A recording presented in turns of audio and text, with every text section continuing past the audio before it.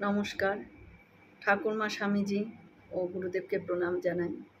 চিরন্তনী সারদা স্বামী পূর্ণাত্মানন্দজি মহারাজের লেখা থেকে পড়ে শোনাচ্ছি। বস্তুত মানুষের আধারে মা ছিলেন জগৎ জননী। শ্রীরামকৃষ্ণ দক্ষিণেশ্বরে মাতৃমন্ত্রে তার সাধনা করেছিলেন। জগতের প্রতিটি নারীকে তিনি জগৎ জননীর সাক্ষাৎ মূর্তি রূপে দেখালেন।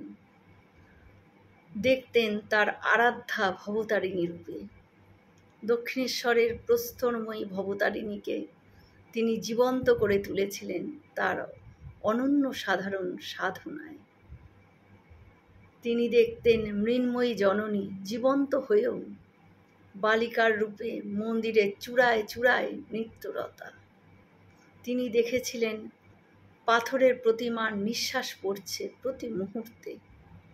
তিনি জানতেন তার চোখে মৃন্ময়ী প্রতিমা চিন্ময়ী হলেও পৃথিবীর আর কোনো মানুষের চোখে সে দৃষ্টি নেই। তাই তিনি পৃথিবীর সামনে জগৎ জননীর একটি অপূর্ব বিগ্রহ রেখে গিয়েছেন। কাঠ, মাটি অথবা পাথরের বিগ্রহ নয়, রক্ত মাংসের জীবন্ত প্রতিমা সারদা মা, জগৎ জননী মা, আমাদের মা। মাতৃমন্ত্রের সর্বশ্রেষ্ঠ সাধক এই অপূর্ব মাতৃবিগ্রহটি জগতে রেখে গেলেন আর দিয়ে গেলেন জগতের সর্বশ্রেষ্ঠ মন্ত্র মা। ময়াকার একটি শব্দ, একটি অক্ষর আমাদের প্রবল শক্তি দেয়। মহাসমাধির আগে সারদা দেবীর শেষ উক্তি সম্পর্কে জানিয়েছেন স্বামী গম্ভীরানন্দজি।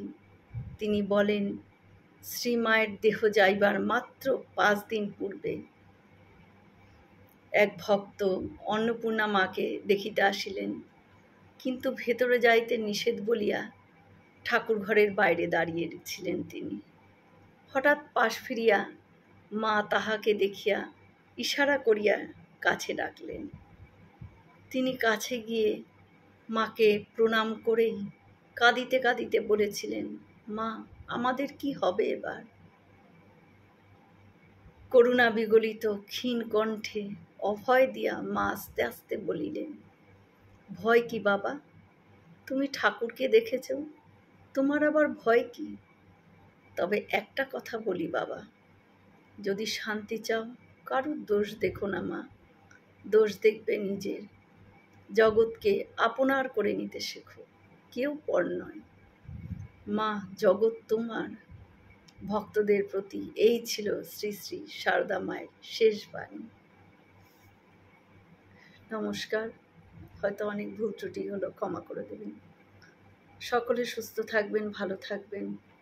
ঠাকুর মায়ের কৃপা দৃষ্টি সকলের উপর বর্ষিত হোক। শুভ।